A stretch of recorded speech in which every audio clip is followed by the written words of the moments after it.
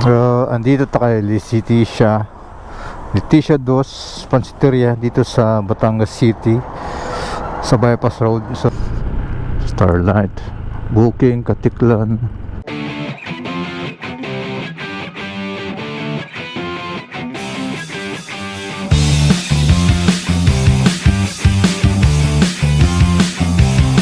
Tumakbo. Andito tayo kay Leticia Dos Pansiteria dito sa Batangas City sa Bypass Road. So ito yung papuntang pier, ito yung papuntang Startol at Maynila.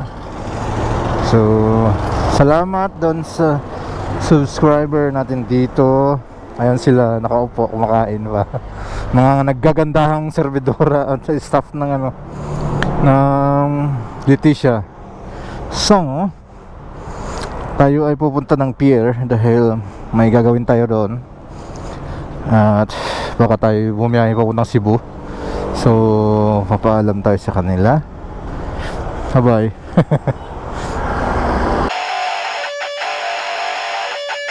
So since papunta tayo dito ng pier, so dito tayo aakyat sa taas sa tulay para diretso tayo sa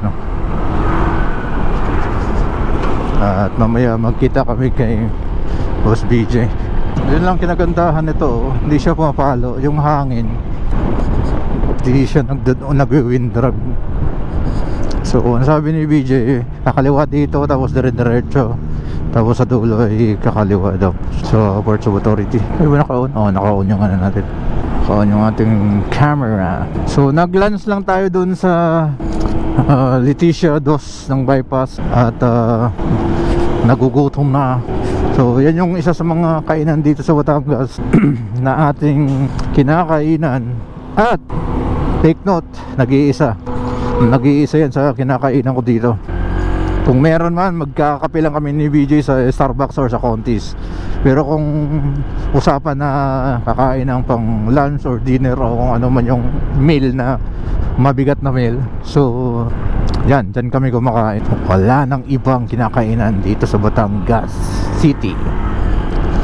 Or kung hindi man, doon sa isang branch nila, doon sa may DC lang, sa may sentro ata ng Batangas City. Hindi ako familiar. Anyway, tayo ay busog na dahil sa order nating pansit na pula, 2 barbecue at 1 kanin. So masaya na naman si Tom Jones. Tanong tayo dito sa security, itong guard dito, kung saan yung mag-i-inquire tayo ng Boss, saan dito mag-inquire ng po? Sa Togo or sa Starlight? Lan? Pa Cebu. Cebu. Opo. Pagka dito po? tanong ka na sa Tugo, Dito meron po? tatlong slot ha. Dandan lang. Pagkakaliwa mo, tatlo siya. Pangatlong po. Tapos sa opisina doon, Tugo yun. Sige po. Pagkakaliwa mo, tatlo. Sige po. Pagkakaliwa mo. Okay. Okay po. Thank you. Tapos mo naman yung car, punta ka sa Starlight doon. Starlight naman sa dulo. Unahin ko na lang kayo po roon. Para pag pabor. Starlight doon ha. Starlight po doon. Diretso lang po. Bye-bye mo lang ito. Kita kasi baka mag-sub na si Binib, Starlight din sa una. Okay, sige po. Salamat. Maraming salamat, sir. So, Starlight dito. Bago tayo magtugo, Starlight muna. Kasi pag diniretso natin ito, pag bumalik tayo, hindi na tayo tatawid-tawid. Kaysa yung pagpunta natin tugo, tatawid tayo ulit dito.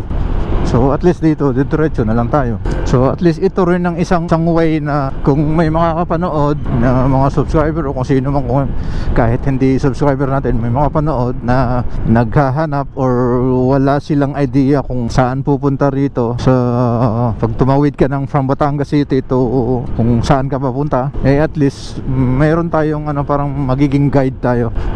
Ito yung sa maliit na kaparaanan natin ay magiging tayo informative sa iba nating mga kababayan. So ito yung mga ano ba tawag niyan? Mga container. Starlight. Dito iikot. Walang ikutan dito tayo ikot. Bawal ang U-turn. So bawal ang U-turn, pero nag-U-turn tong sakyan. Bawal nga ang U-turn kasi may kumaliwa rito Bakit walang roon, likuan ng Starlight? Ito, Starlight booking Katiklan. Romblon, San Agustin. Ito pala eh. Pipicturean natin to. Ganda nga ng ang Sibuyan, Katingklan, Rojas, ang gusto. Hala, walang wala. Ayun, wala silang biyahe papuntang Cebu na direct. So patay tayo dito. Wala tayong malalaman natin dito sa sa Togo kung ang rito sa Togo, kasi dito daw yung Togo eh. Puntahan natin yung Togo rito para malaman natin kung walang biyaheng diretsong Cebu. Kasi kung mag-Rojas ka naman o Katiklan, ang daming travel, ang daming parang cutting trip. Dahan-dahan daw tayo dito eh, kasi nandito daw yung Togo. Ayun, may facility ng Togo rito. Na Togo, nasaan ka na Togo? Boss Chief, saan po dito yung Togo? Tugo po. Oh. Yung may parkingan po din yun. Malaki. Anong kulay po? May punong yun. Ay, ito o yun doon? Yun doon pa? Sa may kaliwa? Parang punong malaki yan. Oo, sa kaliwa? Dito sa kanan? Salamat po. Pwede naman ho doon. Oo, wala kasing signboard. Oo, sige po. Salamat. Baka ito. Baka ito.